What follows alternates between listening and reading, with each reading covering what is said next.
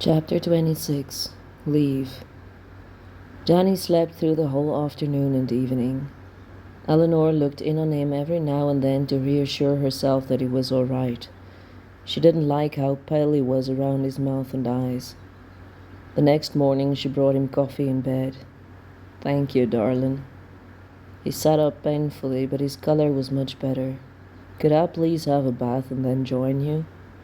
"Of course. I'll wait for you in the kitchen, and if you want, I can make you breakfast." He came out into the kitchen with his hair damp and wearing civvies, white shirt and khaki pants. "I almost had to call you for help. My arm doesn't want to do much at all." "You could. Anything, Danny."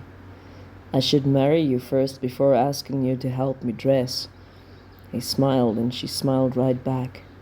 "You could do that too." He was suddenly serious. She was still calmly smiling. "Would you?" "Yes." He sat down, didn't take his eyes off hers. "Did we just get engaged?" "Yes." He laughed. "That's not how I planned on doing it." "Are you taking it back?" "No, never. I just wanted to do it different, right." "This is right. You safe with me for a little while, and my heart overflowing because I was so afraid. Now for a while I don't need to worry. You're right here." She went to him and he pulled her down on his knee with his good arm. She held his coffee cup and he held her close. Janice came in, stopped with raised eyebrows. "We're engaged." Eleanor smiled at her.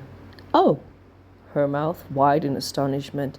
"Oh my goodness, I did not see that coming. You're not 21 yet. You'd have to get permission to marry from mother and father." "I know.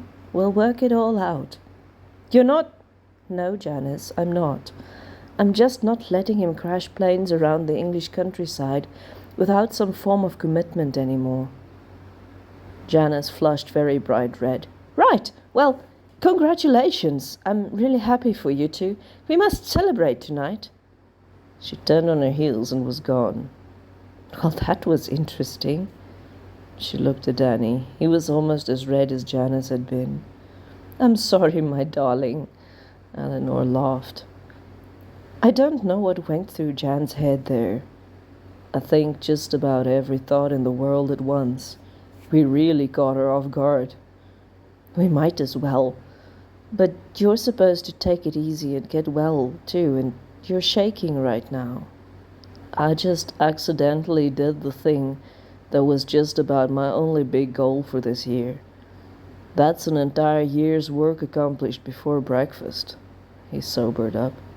"How will your parents handle it? Should I write them? I haven't done this before." "I wrote to Mother a while ago, telling her that I'd marry you if you asked. She said they talked about it, and if I was sure, they wouldn't object. I think she asked Jan a lot of questions about us. It would probably be good if you wrote them, and we'd have to work out what to do about them being out of the country and me not being 21. You turn 21 next year, right? I'd have married you last week, Danny." "I know, darling, but I want to do this right, too. I don't want to have to rush straight back and fly a sortie after the ceremony. I want to look at you and not think of getting shot at. I want to make it a memory not tinged by war." "I don't think it'll be over in a year, Danny." "But in a year a lot will have changed. I need a chance to give us a happy beginning, Al.